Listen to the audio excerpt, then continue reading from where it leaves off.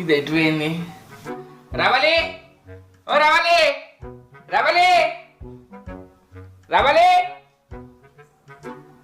రవలి,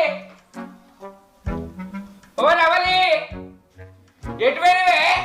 ఆగో, ఇది పొద్దు పొద్దున ఎటుపోయింది? ఇన్నాన్ని చాయ్ నీళ్ళు ఇవ్వకుండా. రవలి, ఓ రవలి. ఏంది కప్పనోరేసుకుని గట్ల వరుతాను వాడని తీరచ్చటట్టు 5 నిమిషాలు కనబడకపోతే ఏదో కొంపలు మునిగినట్టు ఊరని తీరనట్టు వరుతాను.